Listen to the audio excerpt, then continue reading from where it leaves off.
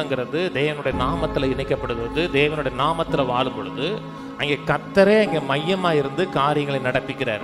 ஒருமனப்பாட்டிலுடைய power யாருக்கு ரொம்ப அதிகமாக இருக்குது என்றால், அந்த யூனிட்டி, அந்த ஒன்னஸ் யாருக்கு இருக்குது என்றால் கணவன் மனைவி உறவுல தான் இருக்கிறது. நீங்கள் திருமணம் செய்யும் பொழுது கர்த்தருடைய பரிபூர்ணமான சித்தத்தை நிறைவேற்றுகிறீர்கள்.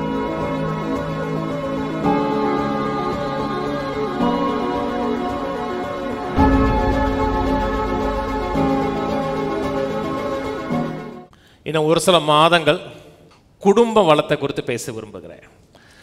குடும்பம் என்பது தேவனுடைய பார்வையில் விலையேறப்பட்டது, முக்கியமானது.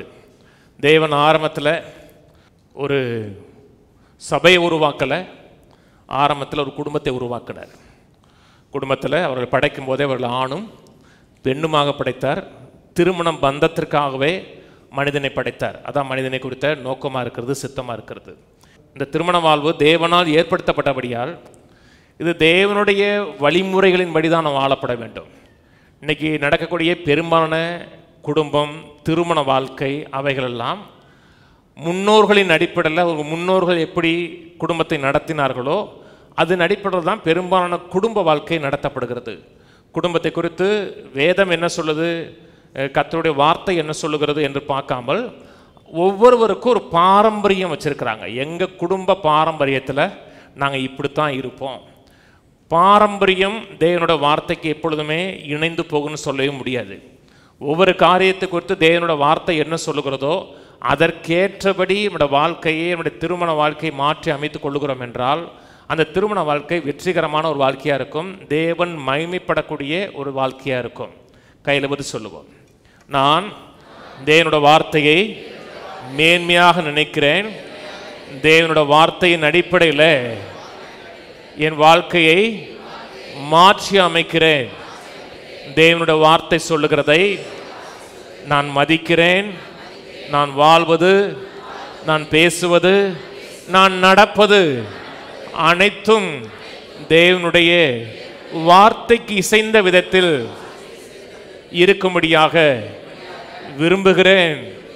முரண்பாடாக இருந்ததென்றால் மனம் திரும்புகிறேன். ஆமேன். நான் வாழக்கூடிய வாழ்க்கை, இந்த வாழ்க்கையுடைய கைடன்ஸு, வழிமுறை, வழி நடத்துதல் அனைத்தும் தேவனோட வார்த்தை மட்டும்தான். தேவனோட வார்த்தை தான் நம்முடைய கைடன்ஸாக இருக்கணும். தேவனோட வார்த்தை மட்டும்தான் நமக்கு வழிகாட்டியாக, அதனுடைய ரியல் கைடாக இருக்கணும்.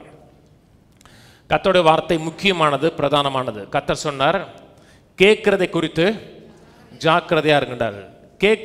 கேட்கிறவர்களுக்கு அதிகமாக கொடுக்கப்படும். சத்தியத்தை கேட்கும்போது வில்லிங்காக இருக்கணும். கர்த்தர் என்னோட பேசுகிறார், கர்த்தருடைய வார்த்தை எனக்கு இடைப்படப்படுகிறது, நான் கர்த்தருடைய வழிகளை அறிந்து கொள்ள வேண்டுங்கிற ஒரு வில்லிங்னஸ் இருக்கணும்.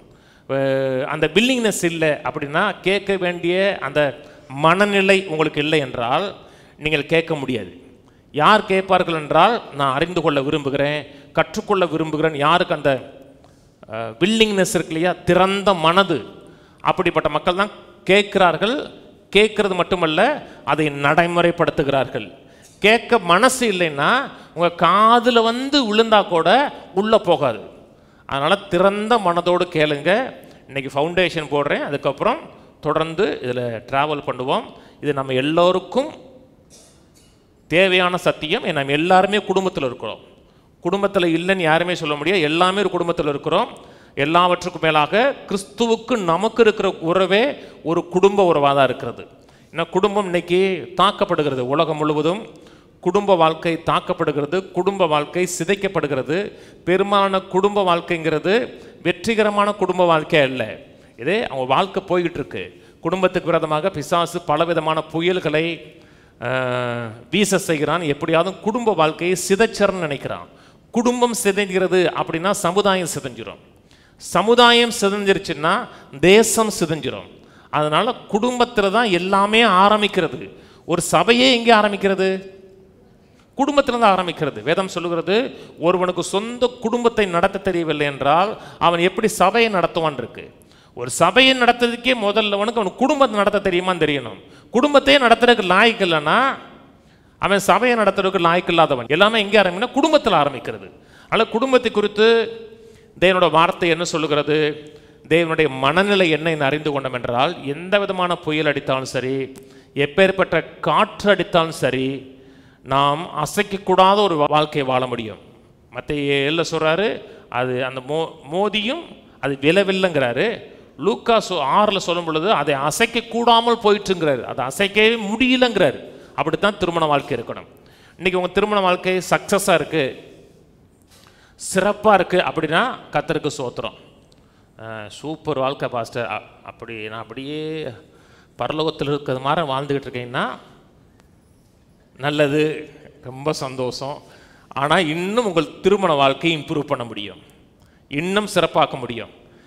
சிலர் நினைக்கலாம், இல்லைங்க நான் கல்யாணமே கட்டலை, நான் சிங்கிளாக தான் இருக்கேன் அப்படின்னா, சிங்கிளாக இருக்குன்னா நான் கல்யாணம் பண்ண விரும்பலை. சிலருக்கு மாப்பிள்ளையே கிடச்சிருக்காது, இல்லாட்ட பொண்ணே கிடச்சிருக்காது, அப்படி இருக்குது வேறு. சிலர் நான் கல்யாணம் கண்டவே விரும்பலை, அதனால் நான் தனியாக இருக்கேன்னா, அப்படிப்பட்ட வரம் உங்களுக்கு இருந்தது என்றால் தனியாக இருக்க. 1 Corinthians 7 சொல்கிறார், சிலருக்கு அந்த வரம் இருக்குங்கிறார். சிலருக்குன்னா அரிதிலும் அரிதான் சிலருக்கு இருக்குது. அந்த வரம் இருந்துச்சுன்னா கல்யாணம் கட்டினவங்களையும் திருமணத்தையும் அற்பமாக அசிங்கமாக பேசக்கூடாது. இன்றைக்கி சில சபை பிரிவில், அந்த சபை பிரிவில் ஊழியம் செஞ்சாவே அவர்கள் திருமணம் கல்யாணம் பண்ணக்கூடாது, திருமணம் செய்யாத சகோதர சகோதரிகளாக தான் இருக்கணும். அப்படிப்பட்ட மக்களுக்கு திருமணத்தை குறித்து ஒரு பெரிய ஒரு மதிப்போ அது குறித்த ஒரு நல்ல குணமே அவங்களுக்கு கிடையாது. ஏன்னா திருமணம்னா ஒரு மட்டமானது நினைக்கிறாங்க. சிலர் சொல்கிறாங்க, சிலர் அது 2 விதமான கருத்து இருக்குது. சிலர் சொல்கிறாங்க அப்போஸ்தலனாகிய பவுல் கல்யாணம் கட்டலைங்கிறாங்க. சிலர் ஏன்னா என்னை போல இருந்து விடுங்கிறார் இல்லையா, 1 Corinthians 7 சொல்லும் பொழுது, அதனால் அவர் கல்யாணம் கட்டலைங்கிறாங்க. சிலர் என்ன சொல்கிறாங்க, அவர் கல்யாணம் கட்டியிருப்பார், அவர் மனைவி ஏதோ ஒரு விதத்தில் போயிருக்கலாம், இல்லாமல் போயிருக்கலாங்கிறாங்க. எதன் அடிப்படையில் சொல்கிறாங்கன்னா, அவர் சனகரிப் சங்கத்தோட மெம்பராக இருந்தார். சனகரிப் சங்கத்தோடைய மெம்பராக இருக்க வேண்டும் என்றால் ஒரு கட்டாயம் கல்யாணம் பண்ணியிருக்கணும். அதான் அவங்க சனகரிப் சங்கத்துடைய சட்டம். அதனால் கல்யாணம் கட்டியிருக்கலாங்கிறாரு. ஒருவேளை அவர் கல்யாணமே கட்டாமல் சிங்கிளாக இருந்தார்னு வச்சுங்களேன், அவர் கல்யாணத்தை குறித்து மட்டமாக பேசலை, திருமணத்தை குறித்து மட்டமாக பேசலை, திருமணத்தை குறித்த பெரும்பாலும் நல்ல ரெவலேஷனை கொடுத்ததே அவர் தான். திருமணம் எப்படி மேன்மையானது, உகந்ததானது, திருமணத்தை எப்படி நடத்த வேண்டுங்கிற ஆலோசனைகள் கொடுத்தது அப்போஸ்தலனாகிய பவுல் தான். பிரசங்கி திருப்புவோம், பிரசங்கி 4ஆம் அதிகாரம், பிரசங்கி 4:9.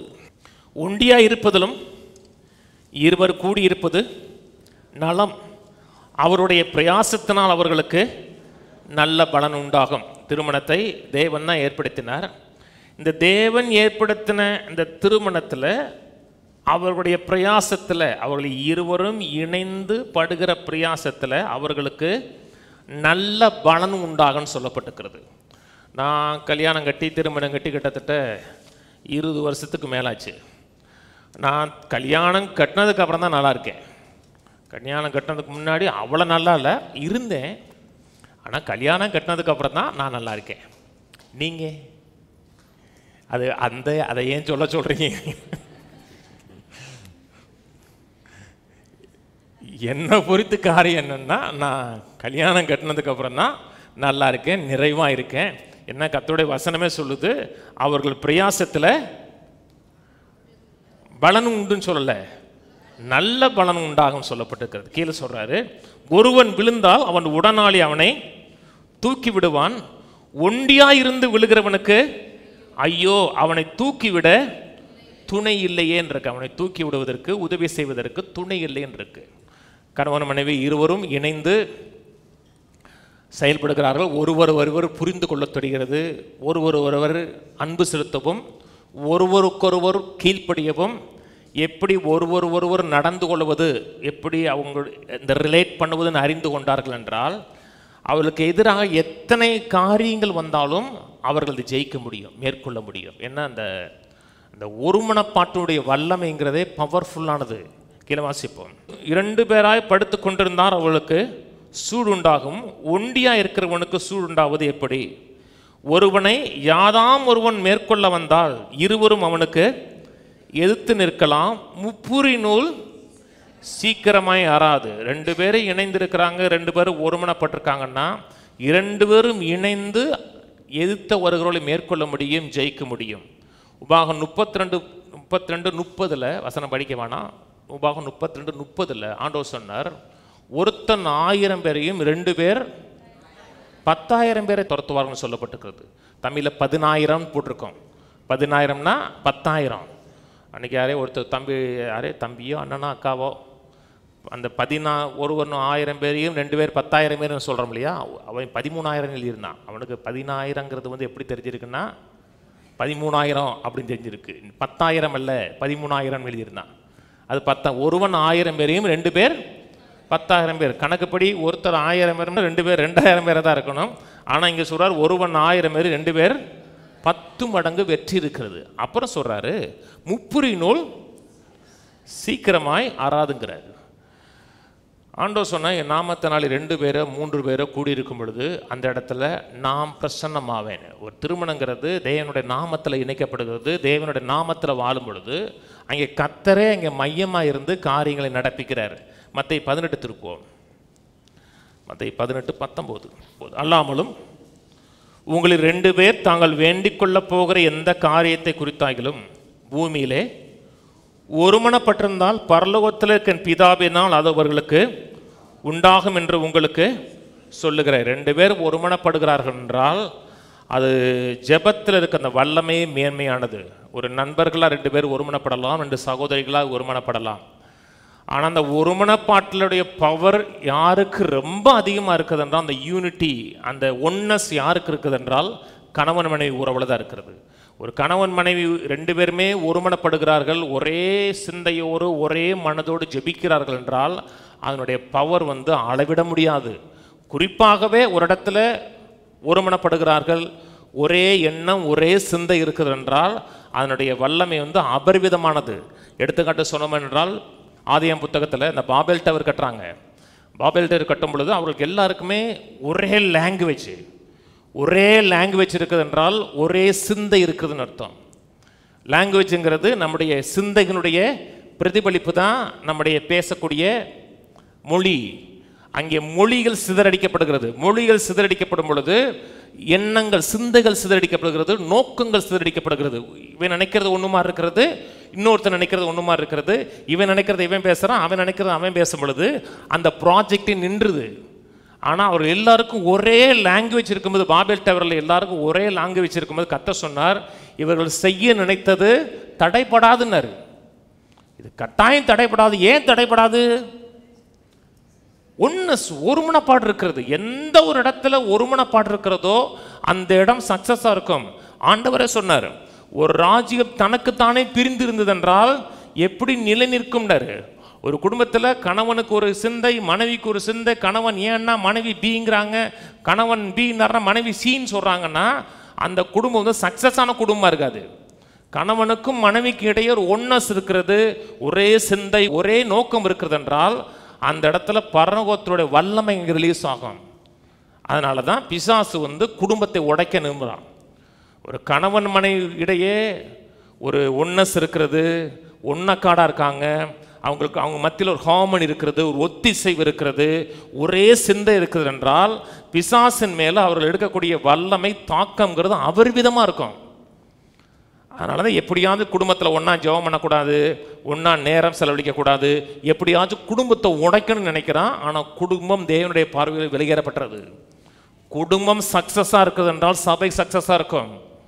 குடும்பம் சக்ஸஸாக இல்லை என்றால் சபை சக்ஸஸாக இருக்காது. எல்லாமே எங்கே ஆரம்பிக்கிறது? குடும்பம். குடும்பம் தேவனுடைய பார்வையில் முக்கியமானது, விலையேறப்பட்டது. கர்த்தர் அதை கனத்துக்குரியதாக பார்க்கிறார். விவாக மஞ்சம் யாவருக்கும் கனத்துக்குரியதுங்கிறாரு. நான் சொல்றது கவனிக்கிறீங்களா? எல்லா பசங்க கல்யாணம் முடிஞ்சு ரொம்ப நாள் ஆச்சு, இனிமே இதை கேட்டுனா என்ன பண்ண போறேன்? இல்லை, கர்த்தர் உங்களை பூமியில் வச்சுருக்கிறாரா? வச்சிருக்கீங்க, மூச்சு விடுறீங்களா?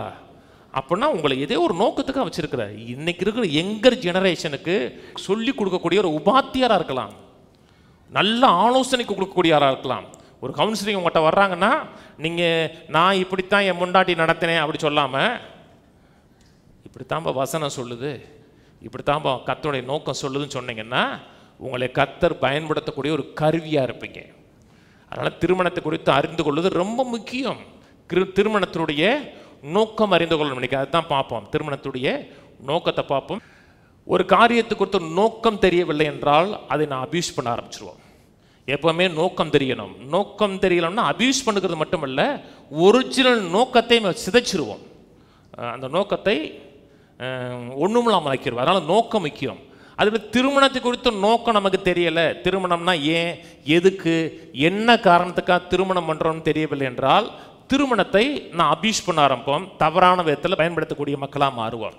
நீங்கள் நிறைய மக்களுக்கு இன்றைக்கி உங்கள்கிட்ட கூட கேட்கலாம், நிறைய மக்களுக்கு ஏன் கல்யாணம் பண்ணீங்கன்னு கேட்டோம்னா அவங்களுக்கு தெரியாது. ஆமாம் நான் ஏன் பண்ணேன், அவங்களுக்கு கேள்வி இருக்கும். ஆமாம் இப்போ தான் எனக்கு தெரியுது நான் எதுக்குங்க பண்ணேன், அவங்களுக்கு தெரியாது. எங்கள் அப்பாட்ட ஒரு நான் கேட்டேன், நீங்கள் எது கல்யாணம் பண்ணீங்கன்னு கேட்டேன். நான்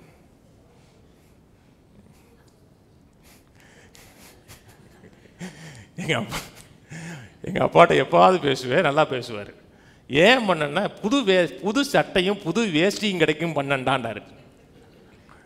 அவருக்கு வந்து பெரிய ஒரு சொல்லலை, எனக்கு புது வேஷ்டியும் புது சட்டையும் கிடைக்குன்னு நினச்சி பண்ணேன்னாரு. ஒவ்வொருத்தருக்கும் நோக்கம் இருக்குது. சில மக்கள் ஏன் கல்யாணம் பண்ண நினைக்கிறாங்கன்னா, இப்போ ஒரு மாதிரி லோன்லினஸ்ஸாக ஃபீல் பண்ணுறேன், வாழ்க்கையில் சந்தோஷமே இல்லைங்க, அதனால் கல்யாணம் பண்ணோம்னா சந்தோஷமாக இருக்கும்னு நினைக்கிறாங்க. கல்யாணம் பண்ணால் சந்தோஷம் இருக்கணும் வேதம் எங்கேயுமே சொல்லலை.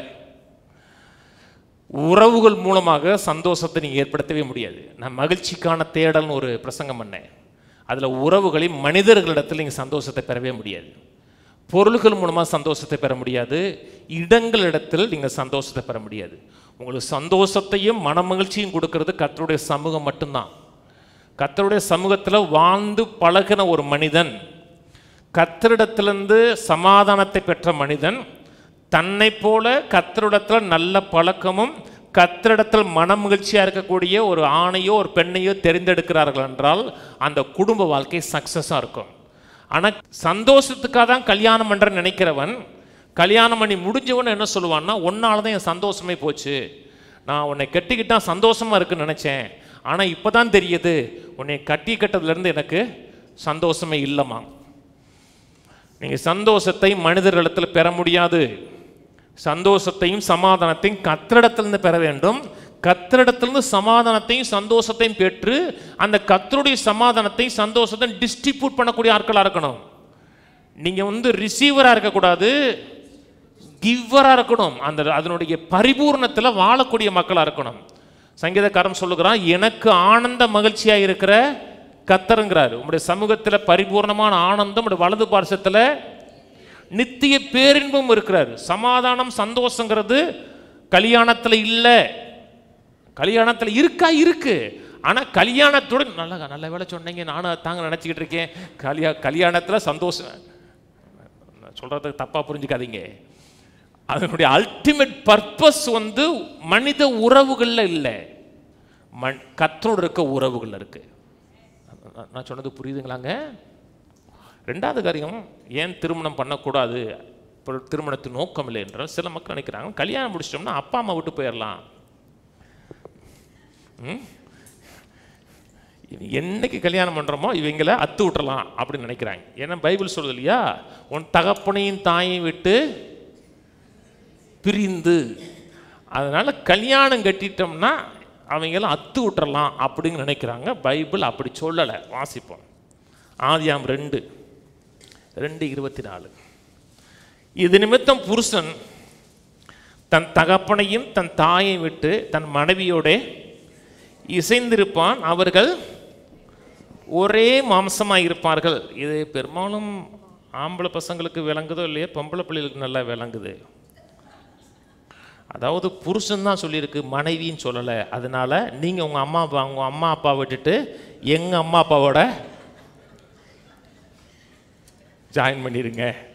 அது என்ன சொல்லியிருக்கு? புருஷன் தான் சொல்லியிருக்கு, மனைவின்னு சொல்லியிருக்கா இல்லை.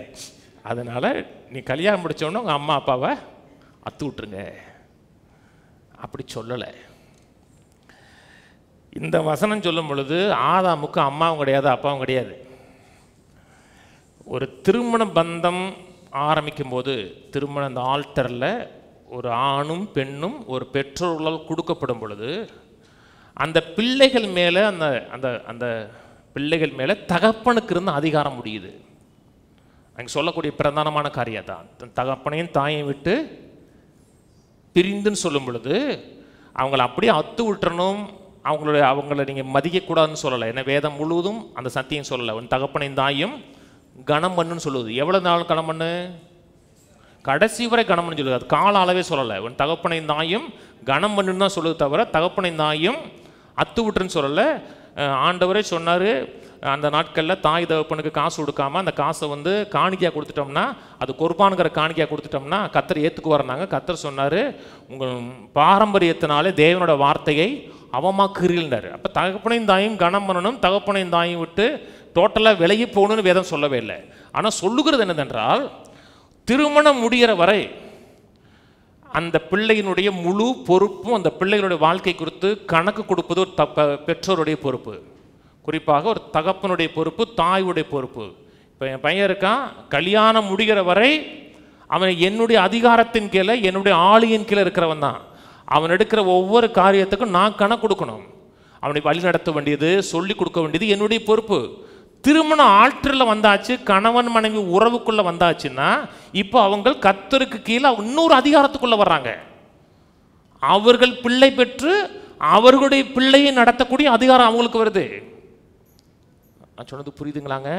கல்யாணம் முடிஞ்சதுக்கப்புறம் அவர்களுக்கு நீ ஆலோசனை கொடுக்கலாம், கேட்டால் தான் கொடுக்கணும். கேட்காம நீங்கள் உள்ள மூக்கையோ கையையோ வாயையோ இணைக்கவே கூடாது.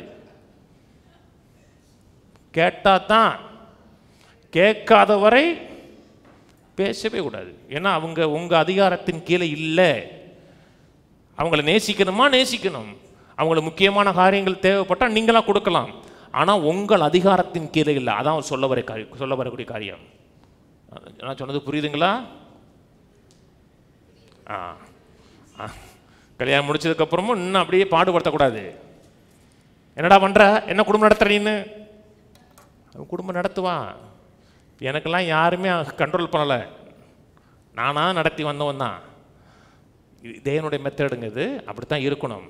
மூணாவது காரியம், திருமணம் எந்த நோக்கத்துக்காக பண்ணக்கூடாதுன்னா, இல்லை இதில் ஆணுடைய பர்பஸ் பெண்ணுடைய பர்பஸ் எல்லாமே போதிப்போம். இது கொஞ்சம் இந்த சீரியஸ் கொஞ்சம் டெப்த்தாக உள்ளே போவோம். திருமணம் ஏன் பண்ணக்கூடாது, என்ன காரணத்துக்காக பண்ணக்கூடாதுன்னா, திருமணம் கட்டிட்டோம்னா எல்லா பிரச்சனையும் தீந்துரும் அப்படின்னு பண்ணக்கூடாது. நம்ம ஊரில் பண்ணுவாங்க இல்லையா, ஒரு கால் கட்டி விட்டுட்டோம்னா சரியாயிடுவான். இப்போ இவன் கெட்டது மட்டும் இல்லாமல் இன்னொரு பிள்ளையும் சேர்த்து கெடுப்பான். பிரச்சனையை தீர்ப்பதற்காக திருமணம் கிடையாது. ஏன்னா திருமணத்திலே பிரச்சனை இருக்குது. ஏன்னா ரெண்டு வித்தியாசமான பின்னணியில் வரக்கூடியவர்கள், ரெண்டு வித்தியாசமான சிந்தனை உள்ளவர்கள் ஒன்றாக இணையும் பொழுது அங்கே சில எண்ண பரிமாற்றங்கள், பேச்சு பரிமாற்றம் இருக்கும் பொழுது அங்கே பிரச்சனை இருக்கும். ஆனால் பிரச்சனையை தீர்ப்பதற்கு மேரேஜ் கிடையாது. நான் சொன்னது புரியுதுங்களா? அதோட நோக்கம் வேற. பார்ப்போம். ஒன்று கொரிந்தியர் திருப்போம், நோக்கம் என்னன்னு கொஞ்சமாக பார்ப்போம். 1 கொரிந்தியர் 7ஆம் அதிகாரம் 27வது வசனம். 1 கொரிந்தியர் 7:27. நீ மனைவியோட கட்டப்பட்டிருந்தால் அவிழ்க்கப்பட வகை தேடாதே. மனைவியோடு கட்டப்பட்டிருந்தாலும் சொல்லும் பொழுது மனைவியினுடைய அடிமைத்தனத்தில் கட்டப்பட்டிருந்தால் அப்படி சொல்லலை. மனைவி வந்து ஆமாங்க, நான் என்னை வந்து என் மனைவி கட்டி தான் வச்சுருக்கா, மனைவி கீழே நான் அடிமை மாதிரி தான் வாழ்கிறேன், அதை சொல்லலை. நீ மனைவியோடு கட்டப்பட்டிருந்தால் அவிழ்க்கப்பட வகை தேடாதே. ஏன் இந்த வசனம் சொல்கிறார்? அவிழ்க்கப்பட வகை தேடாத, டிவோர்ஸ் பண்ணுவதற்கு நீ வகை தேடாதுன்னு ஏன் சொல்கிறாருன்னா, மேலே போடு. அது என்ன மனைவி இப்பொழுது உண்டாயிருக்கிற துன்பத்து நிமித்தம் விவாகம் இல்லாமல் இருக்கிறது மனுஷனுக்கு நலம் என்று எண்ணுகிறேன். எல்லாம் கவனிங்க, நான் சொல்கிறது புரியுதா? அந்த நேரத்தில் ஏதோ ஒரு உபத்திரவ காலம் இருந்திருக்கிறது, சில கஷ்ட காலம் இருந்திருக்கிறது. அதை மையமாக வச்சு தான் அவற்றை ஒரு லெட்ரு எழுதியிருக்காங்க. அந்த லெட்ரு இங்கே இல்லை, 1 கொரிந்தியர்ல இல்லை. என்ன கேட்டாங்கன்னு சொல்லலை. அந்த கேட்ட லெட்டருக்கு பதில் தான் 1 கொரிந்தியர் 7. ஏன்னா 1 கொரிந்தியர் 7:1 எப்படி ஆரம்பிக்கிறது என்றால், நீங்கள் எனக்கு எழுதின காரியங்களை குறித்து நான் எழுதுகிறேன் என்னதென்றால், நீங்கள் இதேன்ட்ட எழுதி கேட்டிருக்கீங்க. அப்போ வந்து டெலிஃபோன் கிடையாது, லெட்ரு தான். எதோ ஒன்று எழுதி கேட்டிருக்கீங்க. அந்த எழுதி கேட்ட காரியத்துக்கு நான் எழுதுகிற காரியம் என்னதென்றால், ஸ்திரியை தொடாமல் இருப்பது மனுஷனுக்கு நல்லது. நல்லா கவனிங்க, இது வந்து ஆலோசனையாக தான் சொல்கிறார். அந்த காலகட்டத்தில், ஒரு உபத்திரவ காலகட்டத்தில் இருந்த மக்களுக்கு ஒரு ஆலோசனை கொடுக்குறார். இதான் கர்த்தருடைய வார்த்தையான்னு கேட்டால் கிடையாது. நான் சொன்னது புரியுதுங்களா? அந்த காலகட்டத்தில் அவர் கொடுத்த ஒரு கவுன்சிலிங் அது, புரிஞ்சுக்குங்க. அதன் அடிப்படையில் தான் சொல்லுகிறாரு 27, நீ மனைவியோடு கட்டப்பட்டிருந்தால் அவிழ்க்கப்பட வகை தேடாத. நீ மனைவி இல்லாதவனா இருந்தால் மனைவியை தேடாத. ஏன்னா ஏற்கனவே நிறைய பிரச்சனை இருக்கு, அந்த பிரச்சனையோடு மனைவியை தேடாதன்றது. ஏன்னா உபத்திரவ காலம். மனைவி இல்லையா, அதை கல்யாணம் கட்டாதவங்களை சொல்கிறேன், முதல்ல மனைவியை தேடாதையும் கர்த்தரை தேடுங்க. கர்த்தரை தேடுறீங்க, கர்த்தரோட ஆலோசனை தேடுறீங்கன்னா சரியான மனைவியை சரியான கணவனை உங்களுக்கு ஏற்படுத்தி கொடுப்பார். நீங்கள் தேடக்கூடாதுங்க. தேடக்கூடாதுன்னா அங்கேயும் எழுதி வைக்கலாம், நீங்கள் ரோட்லேயும் பஸ் ஸ்டாப்லேயும் தேடக்கூடாது இல்லையா? ஒரு ரொம்ப நாளைக்கு முன்னாடி, ரொம்ப நாள்னா ஒரு 25 வருஷத்துக்கு முன்னாடி, இந்த ராம்பாபுன்னு ஒரு ஊழியக்காரர், அந்த காலத்திலேயே என்ன சொல்கிறது, பிஇ மெக்கானிக்கல் படித்தவர், கொஞ்சம் நல்ல வேலையில் இருந்தவர். ஆரம்பத்தில் ஒரு தீவிர இந்துவாக இருந்தவர், ஒரு தெய்வத்தின் மேலே ஆழமான பற்றுள்ளவர். அவர் கிறிஸ்தவங்க எங்கெங்கெல்லாம் மீட்டிங் நடக்குதோ கல்லை கொண்டு எறிவாரா, பின்னாடி உட்காந்துக்கிட்டு நல்ல அந்த கூழாங்கல் எடுத்து சர்ஸ்ன்னு உள்ளே விடுறது, அந்த மக்கள் பேசுகிறவருடைய கவனத்தை சதுரடிக்கிறோம். அப்போ அந்த காலகட்டத்தில் அந்த பிரசங்கர் ஒன்று சொல்லியிருக்காரு, நாளைக்கு வாய் பேசாதவங்க, ஊமையர்கள், இவங்களெல்லாம் கூப்பிட்டுவாங்க, கர்த்தர் நாளைக்கு சுகமாக்குவார்னு சொன்ன உடனே இவருக்கு வந்து எப்படியாவதும் கூட்டத்தில் வச்சு அந்த ஆள் அசிங்கப்படுத்தின்னு சொல்லி தன்னுடைய நண்பருடைய தங்கச்சி, அவர் முஸ்லீம் குடும்பம், கொண்டு வந்து, ஐயா உங்களுக்கு பேச தெரியாது, நீங்கள் தான் ஏன் ஜெபம் பண்ணி எப்படியாவது பேச வைக்கணும். ஏன்னா இவங்க என்ன, இவருடைய மனதில் என்ன நடிக்கிறாங்க, அப்போ ஆட்களை செட்டப் பண்ணி பேச வைக்கிறாங்க, அதனுடைய மனது. அவர் பேச உடனே அவர் அந்த பிரசங்கர் ஜெபம் பண்ணி இயேசு நாமத்தில் வாய் திறக்கப்படுவதான்னு சொன்ன உடனே அந்த பெண் பேசும், லிட்ரலாக பேசும். பேசின உடனே அவர் ஆண்டவரை ஏற்றுக்குவார். அப்போது சர்ச்சில் அவர் சொல்கிறார், சர்ச்சில் பிரசங்கம் பண்ணிகிட்டு இருந்தேன், அப்போது பொதுவாக நம்ம நாடுகளில் தான் ஆண் பெண்ணு பிரித்து வைக்கிறாங்க, நான் பிரித்து வைக்கல, நீங்கள் தான் பிரித்து உட்காதுறீங்க. இந்த சைடு லேடிஸ் சைடு ஜென்ஸ் சைடுன்னு சொல்லலை, நீங்கள் குடும்பம் வந்தீங்கன்னா நீங்கள் ஒன்றாவே உட்காந்துருங்க, தேவன் இணைத்ததை நான் பிரிக்கவே மாட்டேன், நீங்கள் எங்கேனாலும் உட்காந்துக்கலாம், எந்த பக்கத்துனாலும் உட்காந்துலாம், நான் பிரிக்க மாட்டேன். ஜென்ஸ் சைடில் ஒரு பையன் ஆராதனை நடக்குது, ஆராதனை நடக்கும்போது லேடிஸ் சைட்லேயே அப்படியே பார்க்குறான், பார்த்துட்டு அப்படியே ஜெபம் பண்ணுறான், திரும்பி பார்க்குறான், ஜெபம் பண்ணுறான், பார்க்குறான், ஜெபம் பண்ணுறான். இவர் பார்த்துக்கிட்டே இருக்கும்போது என்னடா அந்த பையன் இப்படி பார்க்குறான், ஜெபம் பண்ணுறான், பார்க்குறான், ஜெபம் பண்ணுறான்னா, முடிஞ்ச உடனே தம்பிங்க வா என்ன பண்ணுறேன்னு கேட்டிருக்காரு. பாஸ்டர் பைபிள் சொல்லுது வாட்ச் அண்ட் ப்ரேன்னு இருக்கு, உங்களுக்கு தெரியல, விழித்திருந்து ஜெபம் பண்ணுங்கள்னு இருக்கும் தமிழில், ஆங்கிலத்தில் வாட்ச் அண்ட் ப்ரேன்னு இருக்கும். அதனால் வாட்ச் பண்ணுறேன் முதல்ல, அப்புறம் நமக்கு செட் ஆகுமான்னு சொல்லி அப்புறம் நான் ஜெபம் பண்ணுறேன் அப்படின்னு இருக்கான். நீங்கள் அப்படி தேடக்கூடாது, ஏன்னா நீங்கள் சிக்கிருவீங்க. முதல்ல கர்த்தரை தேடுங்க. நான் சொல்ல வர காரியம் என்னதென்றால், எந்த ஒரு காரியமாக இருந்தாலும் பிரச்சனை இருக்கும். திருமணத்துலேயும் பிரச்சனை இருக்கிறது. எனக்கு குடும்ப வாழ்க்கையில் பிரச்சனையே இல்லை நினச்சிங்கன்னா நீ பொய் சொல்கிறீங்கன்னு அர்த்தம். அதனால் பிரச்சனையை தீர்ப்பதற்கு திருமணம் கிடையாது. அப்போ திருமணத்தோட நோக்கம் என்ன? முதல் காரியம், நீங்கள் திருமணம் செய்யும் பொழுது கர்த்தருடைய பரிபூர்ணமான சித்தத்தை நிறைவேற்றுகிறீர்கள், அதான் முதல் காரியம். நீங்கள் மேரேஜ் பண்ணுறீங்கன்னாவே கர்த்தருடைய சித்தத்தை நீங்கள் நிறைவேற்றுகிறீன்னு அர்த்தம். ஒவ்வொரு தேவனுடைய பிள்ளைக்கும் அவன் வாழ்க்கையில் பிரதானமான காரியம் கர்த்தருடைய நோக்கத்தை நிறைவேற்றணும். ஒவ்வொரு காரியத்திலையும் கர்த்தருடைய நோக்கத்தை நிறைவேற்றணும். இது சில காரியங்கள் தெரியாமல் இருக்கலாம், அதுக்காக ஜெபிக்கணும், நல்ல கவுன்சிலிங் வேணும், நல்ல தேவ மனிதரோட பழகணும், அப்படி தான் சில காரியங்களை குறித்து தேவனுடைய சித்தத்தை அறிய முடியும். ஆனால் எளிமையானது, ரொம்ப பிளேனானது, எல்லாரும் கல்யாணம் பண்ணணும் கர்த்தருடைய சுத்தம். 99.99% மக்கள் கல்யாணம் பண்ணணும். அப்போ அந்த ஒரு பாயிண்ட் என்ன, சிலர் அப்படி அழைக்கப்படுகிறார்கள். 1 கொரிந்தியர் 7 தீங்குவாங்க. 1 கொரிந்தியர் 7:6 வாசிக்கிறேன். இதை நான் கட்டளையாக சொல்லாமல் யோசனையாக தான் சொல்கிறேன், ஒரு ஆலோசனை சொல்கிறேன், கட்டளை சொல்லலை, ஆலோசனை. கட்டளைன்னா வசனத்தின்படி கர்த்தருடைய வார்த்தைன்னா கட்டளை. நான் கட்டளையாக சொல்லாமல் யோசனையாக சொல்லுகிறேன். எல்லா மனுஷரும் என்னை போலவே இருக்க விரும்புகிறேன், ஆகிலும் அவனவனுக்கு தேவனால் அருளப்பட்ட அவனவனுக்குரிய வரம் உண்டு, அது ஒருவனுக்கு ஒரு விதமாகவும் மற்றொருவனுக்கு வேறு விதமாக இருக்கிறது. விவாகம் இல்லாதவர்களையும் கைம்பெண்களையும் குறித்து நான் சொல்லுகிறது என்னவெனில், அவர்கள் என்னை போல் இருந்து விட்டால் அவர்களுக்கு நலமாயிருக்கும். ஆகிலும் அவர்கள் விரத்தராய் இருக்கக்கூடாதிருந்தால் விவாகம் பண்ண கடவர்கள். வேகிறதை பார்க்கலும் விவாகம் பண்ணுகிறது நலம். இல்லை கவனிங்க, இங்கே சொல்றாரு 7ஆம் வசனத்தில் எல்லாருன்னா எல்லாருமே கல்யாணம் கட்டாமல் பிறந்தா என்ன ஆகும்? அவ்வளோதான், அந்த ஜென்ரேஷனோட உலகம் முடிஞ்சிடும். எல்லாருமே கல்யாணம் கட்டலை அப்படின்னா அவ்வளோதான், முடிஞ்சிடும். ஆனால் அப்படி வேதம் சொல்லலை.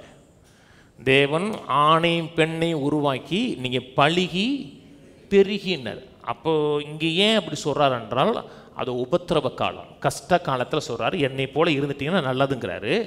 அப்புறம் சொல்கிறாரு 7ஆம் வசனத்தில், ஆயிலும் அவனவனுக்கு தேவனால் அருளப்பட்ட அவனவனுக்குரிய வரம் உண்டு. உங்களுக்கு அந்த வரம் இருக்கிறது, கல்யாணம் பண்ணாமல் தனியாக இருக்கக்கூடிய வரம் இருக்கிறது என்றால் உங்கள் செக்ஷுவல் டிசையரை அடக்கக்கூடிய கண்ட்ரோல் உங்களுக்கு இருக்கும்.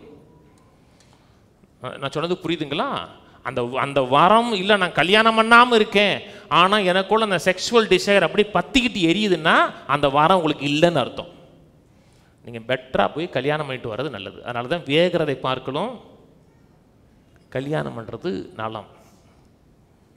கவனிக்கிறீங்களா? ஃபேமிலிங்கிறது முக்கியங்க. பிள்ளைகளை சிறு வயதிலிருந்தே வாலி வயதிலிருந்து ஆரம்பிச்சோடனே நீ மேரேஜுக்காக இருக்கிறேங்கிற உணர்வை ஏற்படுத்திக்கிட்டே இருக்கணும். ஏன் பசங்கிட்ட சொல்லுவேன், இப்படித்தான் உங்கள் அப்பா உன் பிள்ளைகளுக்கு சொல்லிக் கொடுப்பியாடான்னு கேட்பேன். இப்படி தான் சொல்லிக் கொடுப்பியா, இப்படித்தான் அப்பாவாக இருப்பியா, இப்படித்தான் உன் பிள்ளைகளுக்கு ரோல் மாடலாக இருப்பியான்னு சொல்லி இந்த வயசுலேருந்தே பிள்ளைகளுக்கு திருமணம் தேவ சித்தம்ங்கிறத சொல்லிக் கொடுக்கணும். நான் சொன்னது புரியுதுங்களாங்க? நீங்கள் சொல்லி கொடுக்கலன்னு வச்சுங்களேன், ரோட்டில் இருக்கவும் சொல்லி கொடுப்பான் தப்பா. வீட்டில் எல்லா காரியங்களையும் சரியான விதத்தில் சொல்லி கொடுக்க கற்றுக் கொடுக்கணும். பிள்ளைகள் பெண் பிள்ளைகள் இருக்குன்னா உங்கள்கிட்ட பிள்ளைகள் எப்படி நடந்து கொள்ளுகிறதோ, ஒரு ஆணுக்கு கீழே ஒரு பெண் எப்படி நடந்து கொள்கிறாளோ அதே போல தான் நாளைக்கு கணவன்கிட்ட போய் நடந்துக்குவா. நான் சொல்கிறது விளங்குதுங்களா? நீங்கள் ஏற்றுக்கிறது மாதிரி அந்த கணவன் ஏற்றுக்குவானான்னு கேட்டிங்கன்னா கஷ்டம். அதனால் நீ இன்னொரு குடும்பத்துக்கு வாழ போகிறவ, இன்னொரு ஆணின் அதிகாரத்தின் கீழே வாழ போகிறவங்க அந்த உணர்வு சொல்லிக் கொடுக்கப்பட வேண்டும். 2வது காரியம், ஏன் கல்யாணம் பண்ணணும்னா ஆணுக்கும் பெண்ணுக்கும் நட்பு அவசியம், கம்பேனியன்ஷிப் அவசியம். நம்முடைய உள்ளத்தை, நம்முடைய உணர்வுகளை மனமிட்டு பேசுவதற்கு ஒரு உறவு அவசியம். நண்பன்கிட்ட நீங்கள் எல்லாமே பேச முடியாது. எனக்கு நண்பர்கள் இருக்காங்க, நண்பர்கள்ட்ட எல்லாருமே என்ன பேச முடியும்னு கேட்டால் எல்லாம் பேச முடியும், சில காரியங்கள் பேச முடியாது. ஆதியாம் திருப்புவோம், ஆதியாம் 2:18. பின்பு தேவனாய கர்த்தர், மனுஷன் தனிமையாக இருப்பது நல்லதல்ல, ஏற்ற துணை அவனுக்கு உண்டாக்குவேன். மனுஷன் தனிமையாக இருப்பது நல்லதல்ல. பூர்ணமான உலகம், அந்த பூர்ணமான உலகத்தில் தேவனோடு பூர்ணமான உறவில் இருந்த மனுஷன் ஒரு பூர்ணமான தோட்டத்தில் இருந்த மனுஷனை பார்த்து கர்த்தர் சொன்னார், மனுஷன் தனிமையாக இருப்பது நல்லதல்ல. வேறு விதமாக மனுஷன் பேச்சலராக இருப்பது நல்லதல்ல. ஆதாம் தனிமையாக இருப்பது நல்லதல்ல, நான் தனிமையாக இருப்பது நல்லதல்ல, நீங்கள் தனிமையாக இருப்பது நல்லதல்ல. தனிமையாக வாழ்க்கையின் காரியங்களை சந்தித்து ஜெயிப்பது கஷ்டம். ஊழியத்தில் பிரச்சனை வந்துச்சுன்னா என் மனைவியோட ஷேர் பண்ணுறேன். இருவரும் இணைந்து தான் சில காரியங்களை நாங்கள் சந்திக்கிறோம். எல்லாருக்குமேங்க நீங்கள் தனியாக இருக்கிறது ஒரு மேன்மையான சுதந்திரத்தை ஏற்படுத்தி கொடுக்காது. நம்ம ஷேர் பண்ணுறதுக்கு, நம்முடைய யுனிக்னஸை காமிப்பதற்கு ஒரு உறவு இருக்கணும். இப்போ நான் இங்கே நடந்துக்கிறது மாதிரியே வீட்டில் நடந்துக்க முடியாது. நான் வீட்டில் நடந்துக்கிறவன் இங்கே நடந்துக்க முடியாது. வீட்டில் நான் ரியல், இங்கேயும் கிட்டத்தட்ட ரியல் தான். ஆனால் வீட்டில் தான் நீங்கள் ரியல். நீங்கள் யார் எங்கே தெரியும்? வீட்டில் தான் தெரியும். இங்கே சில நேரத்தில் நம்ம நாடகம் ஆடிடுவோம். ஆனால் வீட்டில் நம்ம ரியல் நேச்சராக காமிப்பதற்கு, நம்ம எப்படி இருந்தாலும் நம்மை பொறுத்து கொள்வதற்கு ஒரு உறவு அவசியம். வேறு எல்லாருமே உங்களை பொறுத்துக்க மாட்டாங்க. ஆனால் உங்களை எல்லா விதத்துலையும் பொறுத்து கொண்டு உங்களை சகித்து உங்களுக்கு ஒரு நல்ல கம்பெனியனாக இருப்பதற்கு ஒரு ஆணோ ஒரு பெண்ணோ கட்டாயம் அவசியம். ஆணுக்கு பெண் அவசியம், பெண்ணுக்கு ஆணோ பெண்ணுன்னு சொல்லும்போது நீங்கள் தப்பாக எடுத்துடக்கூடாது. திருமண உறவில் ஒரு ஆணுக்கு ஒரு பெண் அவசியம், பெண்ணுக்கு ஒரு ஆண் அவசியம். இதுதான் கர்த்தருடைய நோக்கங்க, கர்த்தருடைய சித்தங்க. மார்க்கு 10 சொல்லும் பொழுது கர்த்தர் சொன்னார், ஆதியிலே மனிதனை உண்டாக்கும் போது அவர்களை ஆணும் பெண்ணுமாக உண்டாக்கினார். எதற்கு? திருமணங்கிற பந்தத்துக்காக உண்டாக்கினார். 3வது காரியம், ஏன் திருமணத்தை கர்த்தர் உண்டாக்கினார்? ப்ரொக்ரியேஷன் பண்ணுவதற்கு, அதாவது இனப்பெருக்கம் நடப்பதற்காக பண்ணார். ஒரு பக்தி உள்ள சந்ததி, ஒரு சமுதாயம் உருவாவதற்கு ஆண் பெண் அவசியம். எல்லாவற்றுக்கும் மேலாக பிள்ளை குடும்பத்தில் வளர்க்கப்பட வேண்டும். ஏற்கனவே ஒரு பிரசங்கத்தில் சொன்னேன், பிள்ளை பாட்டி வீட்டில் வளரக்கூடாது, பிள்ளை பாட்டி வீட்டில் தாத்தா வீட்டில் வளரக்கூடாது, பிள்ளை அப்பா அம்மா வீட்டில் தான் வளர்க்கணும், அப்பா அம்மா தான் பிள்ளையை வளர்க்கணும். நீங்கள் கொஞ்ச நேரம் பார்த்துக்கலாம், ஆனால் பிள்ளையை வளர்க்க வேண்டிய பொறுப்பு அப்பாட்டையும் அம்மாட்டையும் மட்டும்தான் இருக்கிறது. அந்த அந்த பையனுக்கு ஒரு அப்பா அவசியம், கட்டாயம் அவசியம். ஆண்னா எப்படி மேஸ்குலினிட்டி எப்படி காமிப்பது, ஆண் தன்மையை ஆண் தன்மைனா அடிக்கிறது கிடையாது. எப்படி கேர் பண்ணுவது, எப்படி போஷிப்பது, எப்படி பராமரிப்பது, எப்படி அவர்களை தேற்றுவது, கம்ஃபர்ட் பண்ணுவது என்று அவனுக்கு ஒரு ஆண் அவசியம். நான் சொன்னது புரியுதுங்களாங்க? ஆணுன்னா ஆண் அவசியம்னா அடிக்கிறதுக்கும் முரட்டுத்தனத்துக்கு இல்லை, கம்ஃபர்ட் பண்ணுவதற்கு, ஆதிக்கம் செலுத்துவதற்கு.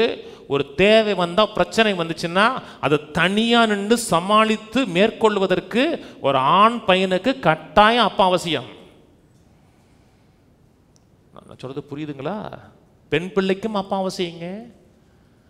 இன்னைக்கு ஒரு பெண் பிள்ளை இருக்கா பார்த்தீங்களா? பெண் பிள்ளைக்கு ஒரு ஆணுடைய அதிகாரத்துக்கு கீழே இருந்து அந்த ஆணுடைய அரவணைப்பு பெண் பிள்ளைக்கு அவசியம். ஒரு பெண் பிள்ளையை அரவணைப்பதற்கு, கம்ஃபர்ட் பண்ணுவதற்கு ஒரு ஆணுடைய அவசியம் எப்பொழுதும் பிள்ளைக்கு இருக்கு. ஒரு தகப்பன் சரியாக இல்லை என்றால், தகப்பனுடைய ஆதிக்கம் அந்த வீட்டில் அந்த பெண் பிள்ளைக்கு இல்லை என்றால், அந்த பெண் பிள்ளை தவறான ஆணின் உறவுக்குள்ளே போவார். ஏன்னா அவளுக்கு ஒரு தன்னை அரவணைப்பதற்கு, தன்னை கேர் பண்ணுவதற்கு, தன்னை நடத்துவதற்கு ஒரு ஆண் அவசியம், கட்டாயம் அவசியம். நான் அப்படித்தான் உருவாக்கப்பட்டிருக்கா. அப்பா வீட்டில் சரியில்லை அப்படின்னா அந்த பிள்ளை சரியான பாதையில் நடத்தப்படுவது கஷ்டம். அதனால தான் வீட்டில் அப்பா அம்மா அந்த உறவு அவசியம். இல்லை பாஸ்டர் எனக்கு இல்லையே, ஏதோ சில விஷயத்தில் நான் இழந்துட்டேன்னா கர்த்தர் உதவி செய்வார். பாவம் பெருகிற இடத்தில் கிருபை அதிகமாக பெருகும். கர்த்தரை நடத்துவதற்கு, வழி நடத்துவதற்கு உதவி செய்வார், ஒத்தாசை செய்வார். ஆனால் நோக்கம் என்ன? பிள்ளை அந்த குடும்பத்தில் வாழணும், அந்த குடும்பத்தில் அப்பா இருக்கணும், அம்மா இருக்கணும். அப்பா அப்பா மாதிரி இருக்கணும், அப்பா அம்மா மாதிரி இருக்கக்கூடாது. அம்மா அப்பா யார் பேண்ட் போடுறேன்னு இன்னைக்கு எல்லாருமே பேண்ட் போடுறாங்க. அந்த காலத்தில் சேலை கட்டுறது, இந்த காலத்தில் ஆணும் பேண்ட் போடுறாங்க, பெண்ணும் பேண்ட் போடுறாங்க, ஆணும் ஜீன்ஸு பெண்ணும் ஜீன்ஸு. அதனால் அவங்க குழம்பிடக்கூடாது. பேண்ட் போட்டவன் அப்பா, நாங்கள் அம்மாவும் பேண்ட் போடுதே. அதை சொல்ல, நீங்கள் பேண்ட்டு போட்டுக்குங்க, என்ன உங்களுக்கு பிடிச்சதை போட்டுக்குங்க, நான் உடைக்கலாம் வரல. ஆனால் அங்கே ஒரு ஆண்னா என்ன, நடத்துவது எப்படி, அதிகாரத்தை செலுத்துவது எப்படி, ஒரு பிரச்சனை வந்துச்சுன்னா தனியாக சந்திப்பது எப்படின்னு அந்த ஆணுக்கு தெரியணும், ஆண் பிள்ளைக்கு தெரியணும். பெண் பிள்ளைக்கு தன்னை அரவணைப்பதற்கு, நம்மை வழி நடத்துவதற்கு ஒரு ஆண் அவசியம். மல்கியா திருப்புவோம். மல்கியா 2ஆம் அதிகாரம், மல்கியா 2:13 வாசிப்போம். நீங்கள் 2ஆம் தரமும் இதை செய்து கர்த்தருடைய பீடத்தை கண்ணீரினாலும் அழுகையினாலும் பெருமூச்சினாலும் நிரப்புகிறீர்கள். ஆகையால் அவர் இனி காணிக்கை மதியார், அதை உங்கள் கைகளில் பிரியமாய் ஏற்றுக்கொள்ள மாட்டார். ஏன் என்று கேட்கிறீர்கள். கர்த்தர் உனக்கும் உன் இளவயதின் மனைவிக்கும் சாட்சியாக இருக்கிறார். உன் தோழியும் உன்னுடைய முதல்ல யாரு? தோழி. உங்க முதல் ஃப்ரெண்டு யாருங்க? மனைவி. என் ஃப்ரெண்டை பார்க்க போறேன். ஃப்ரெண்டு முதல்ல வீட்டில் இருக்கா, மனைவி தான் முதல் ஃப்ரெண்டுங்க. நான் சொல்லலைங்க, பைபிள் சொல்லுது. உன் தோழியும் உன் உடன்படிக்கையின் மனைவியா அவளுக்கு நீ துரோகம் பண்ணினாயேங்கிறார். உன் காணிக்கையை கூட ஏற்றுக்க மாட்டேங்கிறாரு. என்ன உங்களுடைய மனைவி யாரு? உங்களுடைய கம்பேனியன், உங்களுடைய ஃப்ரெண்டு. எனக்கு சில நண்பர்கள் இருக்காங்க, நல்ல நண்பர்களாக இருக்காங்க. சில காரியத்தை ஷேர் பண்ணுறேன், சில காரியத்தை ஷேர் பண்ண முடியாது. ஏன்னா என் மனைவிட்ட எல்லாமே ஷேர் பண்ணுவேன்.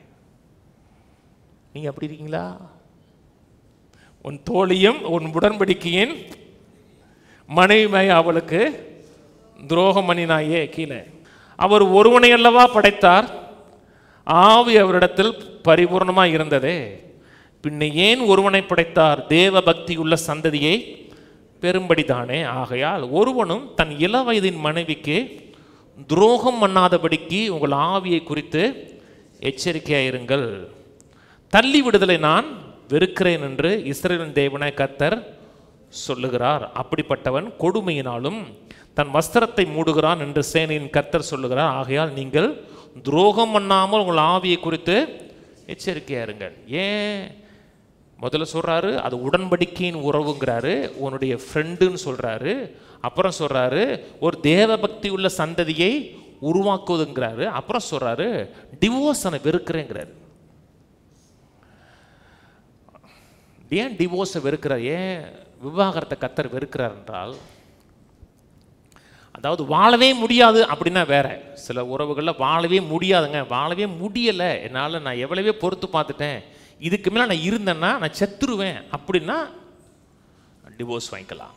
அது வேற வழியே இல்லைன்னா, நான் சொல்கிறது புரியுதுங்களாங்க?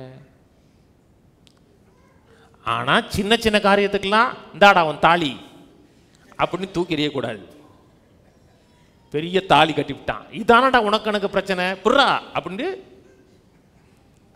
அப்படி போடக்கூடாது. சிலெல்லாம் போட்டிருக்கு, நான் கேள்விப்பட்டிருக்கேன். அப்படி போடக்கூடாது. ஏன்னா உங்கள் பிள்ளைகளுடைய இருதயத்தை பிற்காலத்தில் அது பாதிக்கும். அது நீங்கள் 1000 காரணம் சொன்னாலும், அதாவது எப்படினாலும் சரியாக வாழணும்னு நினைக்கிறேன், எப்படியாவது பிள்ளைகளுக்காகவே நான் சேர்ந்து வாழணும், பிள்ளைகளுடைய இருதயத்தை நான் உடைச்சிடக்கூடாதுங்கிறதுக்காக பிள்ளைகளுக்காகவே சேர்ந்து வாழணும் நினைக்கிறேன். தவிர்க்க முடியலன்னா வேற. நான் சொல்கிறது புரியுதுங்களாங்க? ஒருவேளை டிவோர்ஸ் ஆகிட்டுனா கர்த்தர் ஒன்று உங்களை நேசிக்கிறார், டிவோர்ஸை வெறுக்கிறார். டிவோர்ஸ் ஆனவர்களே கர்த்தர் நேசிக்கத்தான் செய்கிறார். கவனிங்க. ஏன்னா ஒரு 2 பேப்பரை எல்லாம் ஒட்டிட்டோம், ஒட்டிட்டு கொஞ்ச நாள் ஒட்டி தான் இருக்குது. இந்த 2 பேப்பரை பிரிச்சிங்கன்னு வச்சுங்களேன், நீ ஒட்டினது மாதிரி இருக்காது பேப்பர், சில காயங்கள் இருக்கத்தான் செய்யும். அதனால் டிவோர்ஸ் பிள்ளைகளுடைய வாழ்க்கையை இருதயத்தை உடைக்கும். அதனால் பிள்ளைகளுடைய நலனுக்காகவே பண்ணக்கூடாது. பிள்ளைகள் வீட்டில் வளர்க்கப்பட வேண்டும், பிள்ளைகளுக்கு சொல்லிக் கொடுக்க வேண்டும். வேதம் சொல்லுகிறது, உன் நீதிமொழிகள் 6:20, நீதிமொழிகள் 6:20 இருக்குது, நீதிமொழிகள் 1:8 இருக்குது. நீதிமொழிகள் 6:20 முதல்ல பாவம். என் மகனே, உன் தகப்பன் கற்பனைகளை காத்துக்கள், உன் தாயின் போதகத்தை தள்ளாதே. அப்பா அம்மா சொல்கிறத தள்ளாத, சும்மா கடமா அப்படின்னு சொல்லாதீங்க, அதை காற்றுக்கொள்ளுங்கள். தாயின் போதகத்தை தள்ளாதீங்க. ஏன்னா எபேசர் சொல்லுகிறார், நீ நன்றாக இருப்பதற்கும் நீ நீடித்திருப்பதற்கும் உன் தகப்பனையும் தாயும் ஹானர் பண்ணு. அவங்க சொல்கிறத கேளுங்க.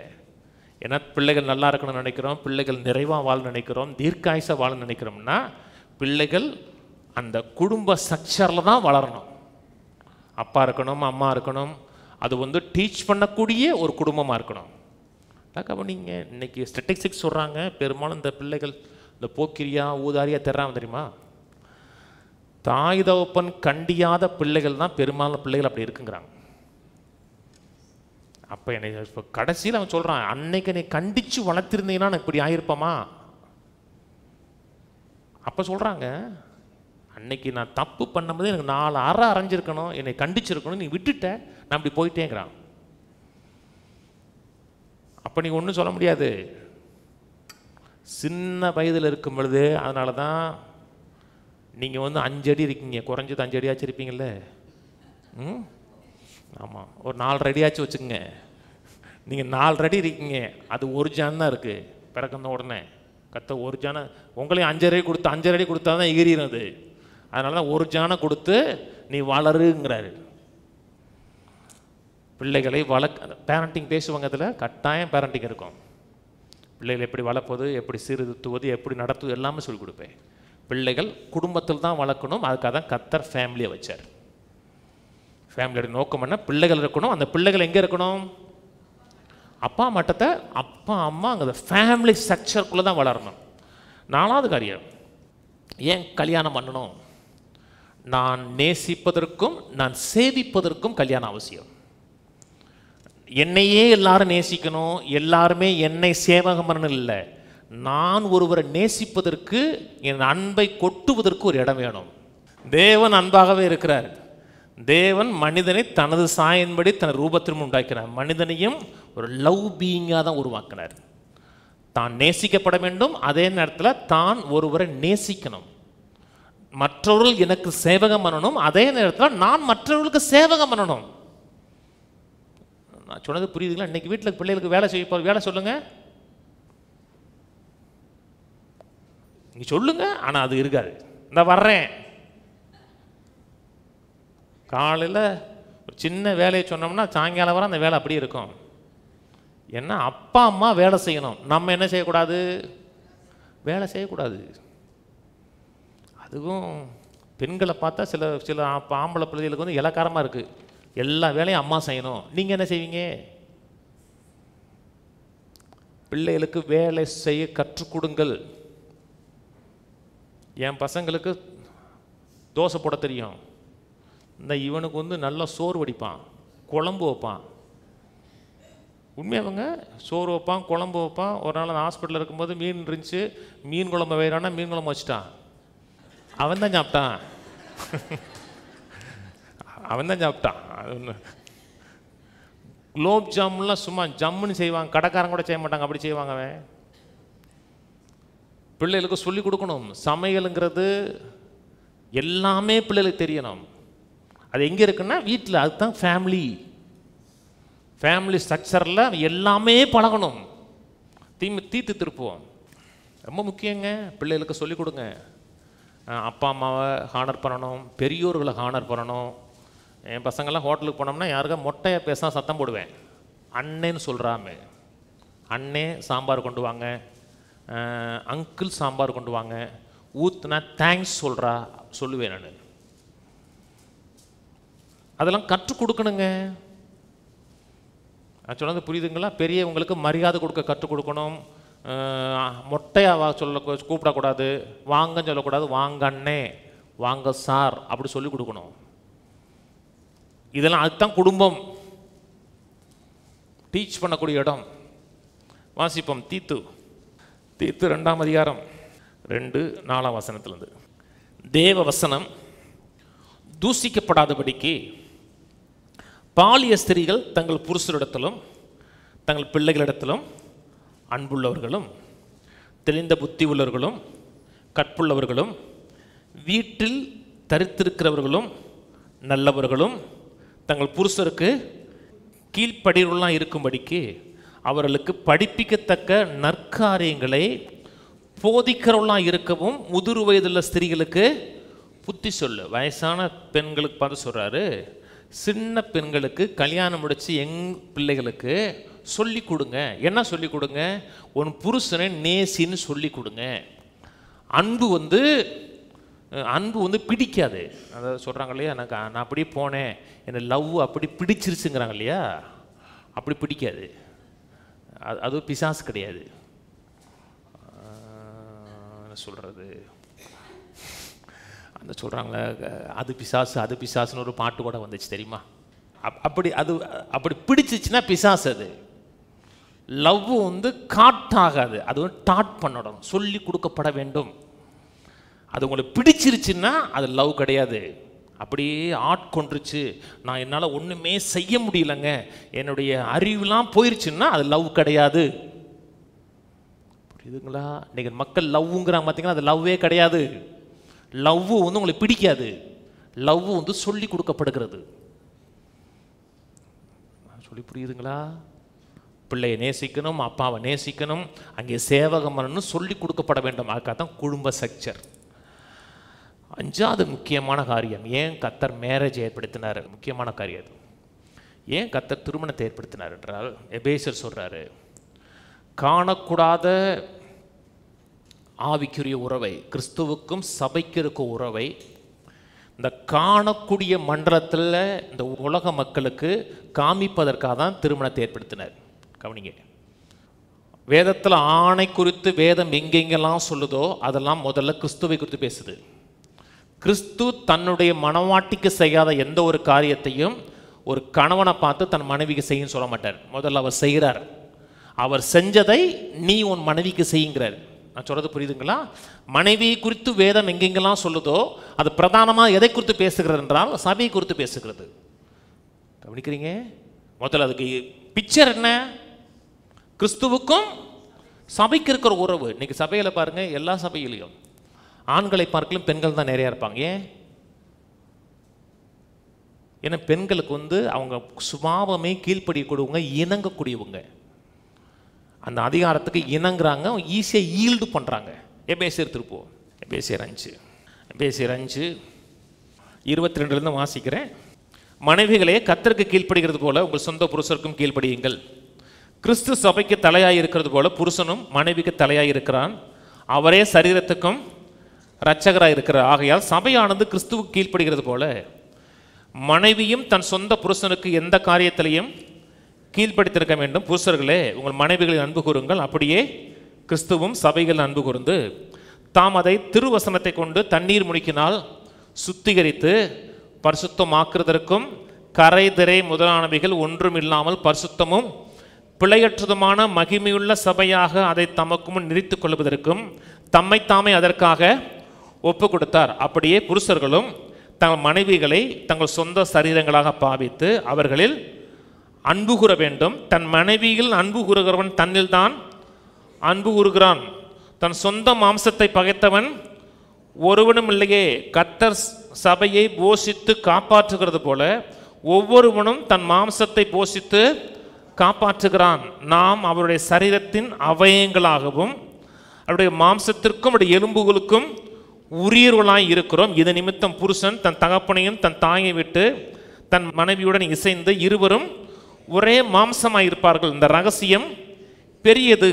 நான் கிறிஸ்துவை பற்றியும் சபையை பற்றியும் சொல்லுகிறேன். எப்படியும் உங்களில் அவனவன் தன்னில் அன்பு கூறுகிறது போல தன் மனைவியிடத்திலும் அன்பு கூற கடவன். மனைவியும் புருஷனிடத்தில் பயபக்தியா இருக்க கடவுள். இதான் 23 தான் மனுஷனுடைய, ஆண் பெண்ணுடைய அடிப்படை நீடு.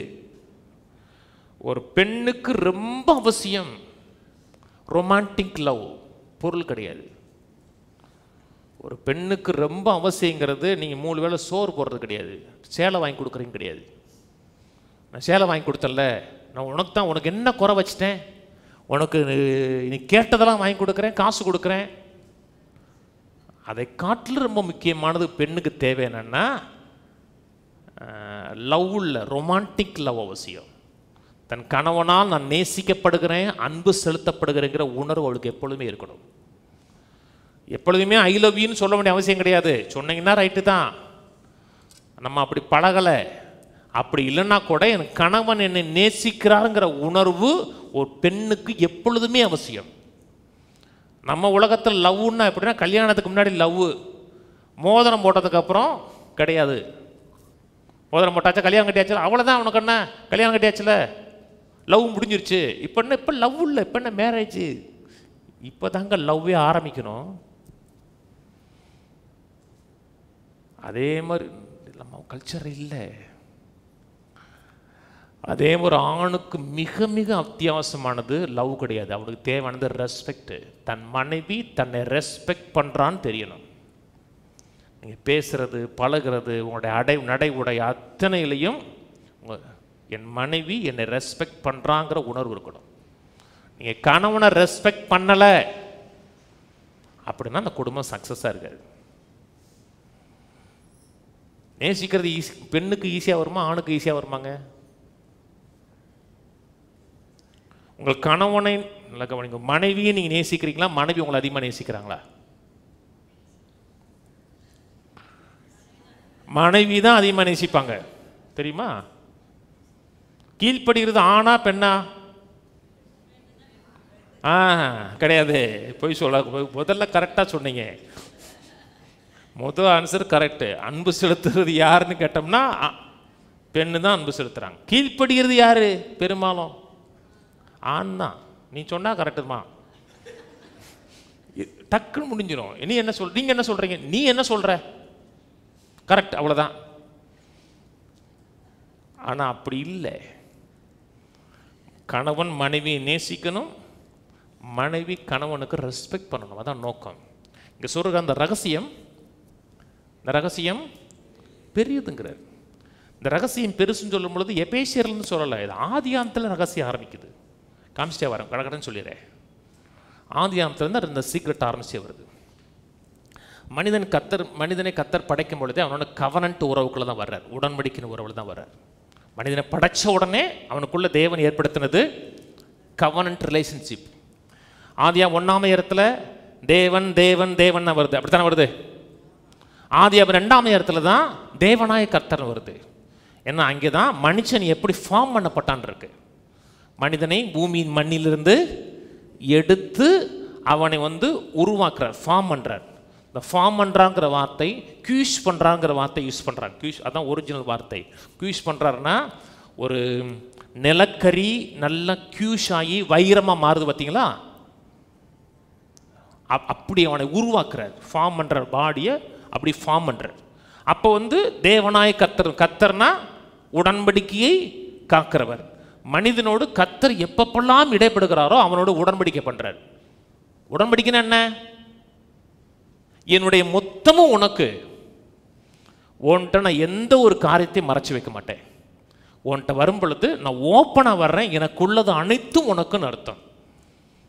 அதான் கவர்னன்ட் ரிலேஷன்ஷிப்புங்க. மனிதன்கிட்ட வரும் பொழுதே உடன்படிக்கையின் உறவுக்குள்ள தான் வருகிறார். அதனால தான் வேதம் முழுவதையும் தேவனை கணவனாகவும் இஸ்ரவேல் தேசத்தை மனைவியாகவும் ஒப்பிட்டு பேசுது. 2 வசனம் வாசிக்கிறேன். எரேமியா 3:20. இன்னொரு வசனம் குறிச்சுங்க. ஏசாயா 54:5-6. நீ எரேமியா 3:20 போடு. ஒரு மனைவி தன் புருஷனுக்கு துரோகம் செய்வது போல இஸ்ரவேல் வம்சத்தாராகிய நீங்கள் எனக்கு துரோகம் செய்தது மெய் என்று கர்த்தர் சொல்லுகிறார். அதுக்கப்புறம் எரேமியா 31:32.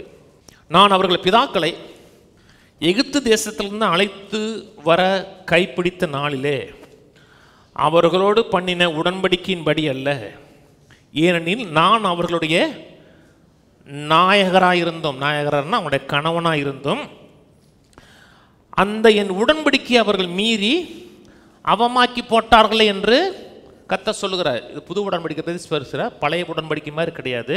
பழைய உடன்படிக்கையில் நான் உங்களுக்கு கணவனாக இருந்தேன், அந்த கவனன்ட்டை அவர்கள் மீறிட்டாங்க. இப்போ அந்த உறவு கண்டினியூ ஆகுது. தேவன் மணவாளன், இஸ்ரவேல் தேசம் மணவாட்டி. இன்னைக்கு புதிய ஏற்பாட்டத்தில் கிறிஸ்து மணவாளன், நாம் மணவாட்டியாக இருக்கிறோம். இந்த ரகசியம் பெருசுங்கிறார். 1 கொரிந்தியர் சொல்லும் பொழுதே ஒரு கற்புள்ள கன்னியாக கிறிஸ்துவுக்கு உங்களை நியமித்திருக்கிறேங்கிறார்.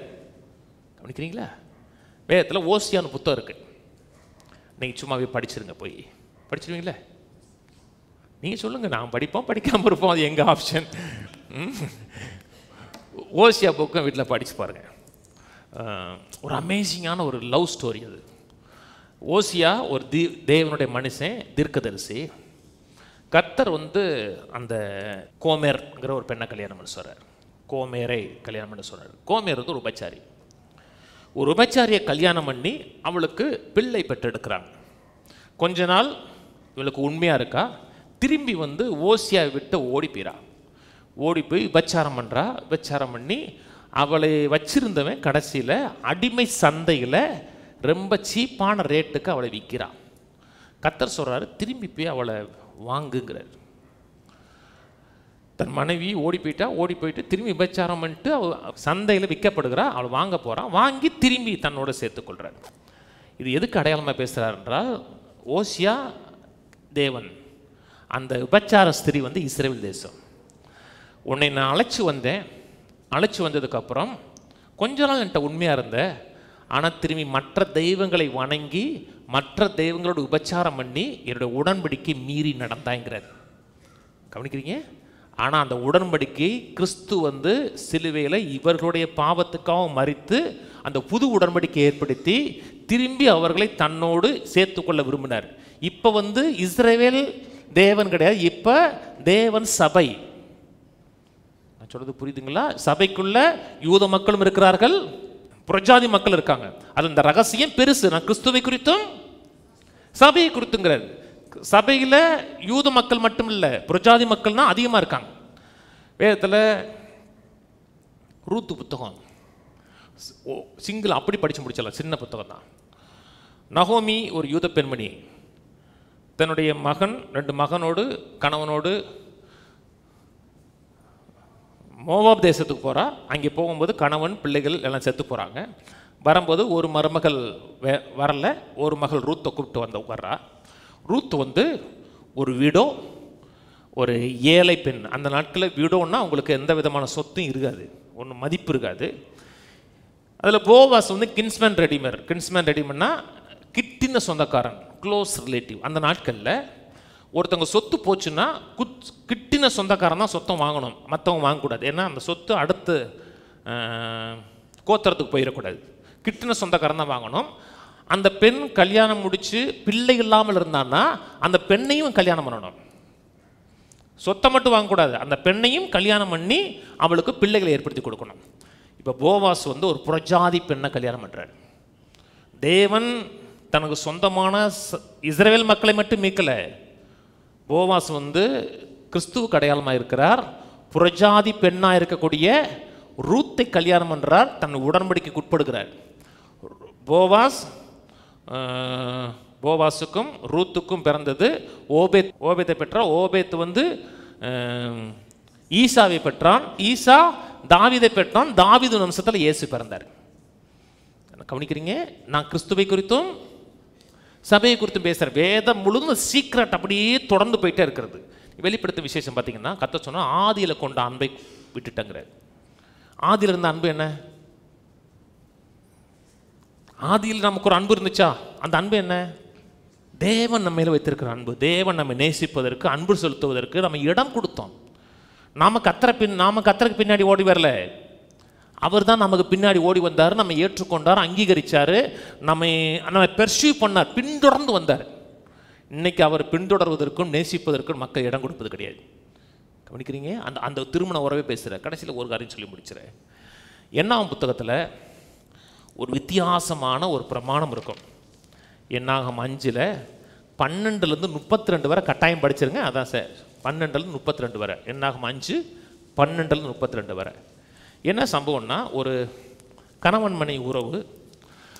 ஒரு மனைவியை ஒருத்தன் சந்தேகப்படுறான், என் மனைவி கெட்டு போயிருப்பாளோ அப்படின்னு சந்தேகப்படுறான்.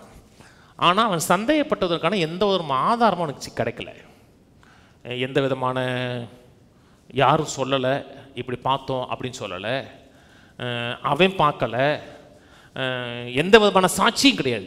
மனைவி கெட்டு போயிருக்காலும் எந்த வித சாட்சியும் கிடையாது. ஆனால் அவனுக்கு மனைவியின் மேலே ஒரு சந்தேகம் இருக்கு. இப்போ அவள் உண்மையுள்ளவர், கற்புள்ளவள் என்பது நிரூபிக்கணும்.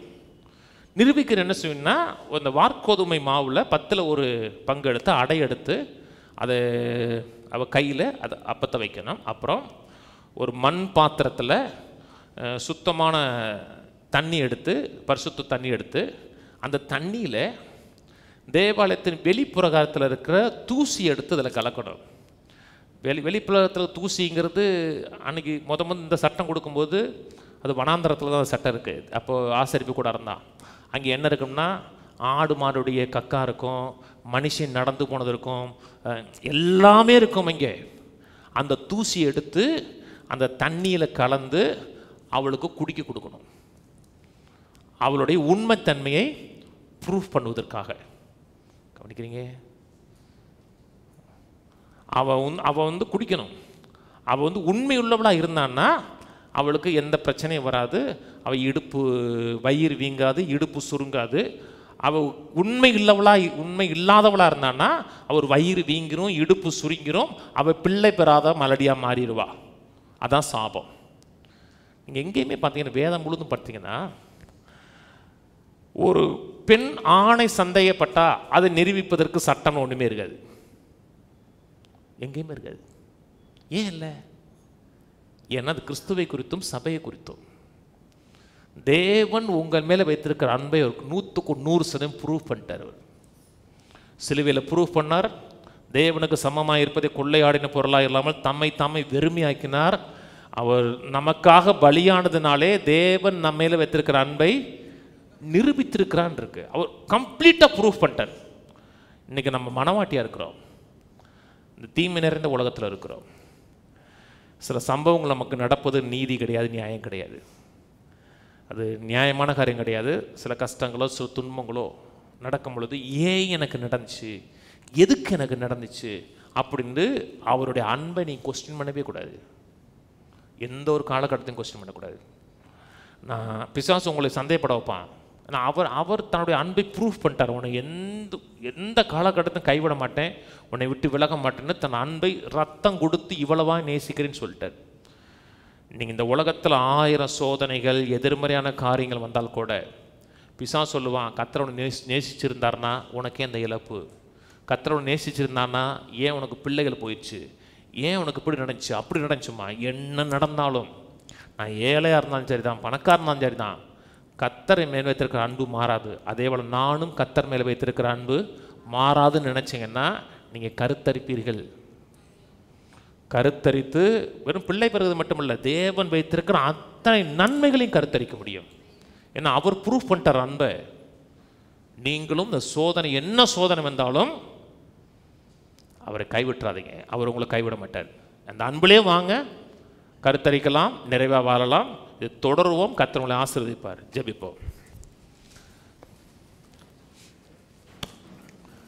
பிதாவே, துதிக்கிறோம், ஸ்தோத்திரிக்கிறோம். இயேசு நாமத்தில் இடத்துல வருகிறோம். எங்களுக்கும் கிறிஸ்துவுக்கு இருக்க அந்த ஆழமான உறவுக்கான நன்றி. எங்களை எல்லா காலத்திலும் நேசிக்கிறேன், அன்பு செலுத்துகிறேன். எங்களை நேசிக்கிற தேவனே, எங்கள் மேலே நிபந்தனைகளால் அன்பு வைத்திருக்கிற கர்த்தாவே துதிக்கிறோம். ஒரு மிகப்பெரிய ஒரு உறவை, பந்தத்தை ஏற்படுத்தி வைத்திருக்கிறீர். அதுக்கு நீங்கள் முன் உதாரணமாக இருக்கிறீர். எங்களை நேசிக்கிறீர். நீர் எங்கள் மேலே வைத்திருக்கிற அன்பு களங்கமில்லாத அன்பு. நீர் எங்களை நேசிக்கிற நேசம் களங்கமில்லாத நேசம். அதே போல் நாங்கள் உம்மை நேசிக்கவும் கீழ்ப்படியவும் அன்பு செலுத்தவும் எல்லார் இதிலையும் உடைய அன்பை சந்தேகப்படாமல் உண்மையில் இருக்கிற அன்பையும் கர்த்தாவே கிருபையும் நாங்கள் போற்றக்கூடிய மக்களாக, எங்கள் உத்தமத்தில் வாழக்கூடிய மக்களாக மாற்ற வேண்டுமா ஜெபிக்கிறேன். எந்த காலகட்டத்திலும் எங்கள் உண்மைத்தன்மையை நாங்கள் எங்களுடைய ஃபெய்த்ஃபுல்னஸை விட்டு விடாதபடி எல்லா சூழ்நிலையிலும் உண்மையில் இருக்கிற உண்மைத்தன்மையை நிரூபிக்கக்கூடிய மக்களாய் மாற்ற வேண்டுமா ஜெபிக்கிறோம். நீர் எங்களை நேசிக்கிறீர், எங்களுக்காக உயிரே கொடுத்திருக்கிறீர். அதே போல் கர்த்தாவே நாங்கள் உண்மை நேசிக்கவும் நீ கொடுத்துருக்க குடும்பத்துக்கு நாங்கள் முன்னுதாரணமாக வாழவும் எங்களுக்கு உதவி செய்ய வேண்டுமா ஜெபிக்கிறேன். கேட்ட ஒவ்வொரு மக்களையும் ஆசீர்வதிக்கிறேன். இன்னும் எங்கள் குடும்ப வாழ்வு, சபை வாழ்வு செழித்திருக்க முடியாய், நிறைவாக இருக்க முடியாது ஜெபிக்கிறோம். கர்த்தர் இப்படி செய்கிறதுக்கு ஆமக்கு நன்றி. இயேசு கிறிஸ்துவின் நாமத்தில் பிதாவே, ஆமென். கர்த்தரா இயேசு கிறிஸ்துவின் கிருபையும் பிதாவாகிய தேவனுடைய அன்பும் பரிசுத்தாவின் ஐக்கியமும் நம் அனைவரோட கூட எப்பொழுதும் கிறிஸ்துவின் வரி மட்டும் இருப்பதாக. ஆமென். கர்த்தரோட ஆசீர்வதித்து எல்லா தீமைகளுக்கு விலக்கி காக்க கடவர். கர்த்தர் தம்முடைய தயவுள்ள முகத்தை உங்களை பிரகாசிக்க பண்ணி உங்கள் கிருபையாயிருக்க கடவர். கர்த்தர் தம்முடைய முகத்தை உங்களை பிரசன்னமாக்கி சமாதானம் கட்டளையிட கடவர். கர்த்தரோட ஆசீர்வதித்து ஜீவனோடு சுகத்தோடு தீர்காயுசோடு ஒரு குறைவில்லாமல் நிறைவோடு 120 ஆண்டுகளுக்கு மேலாக வாழ வைப்பாராக. ஆமென், ஆமென், ஆமென்.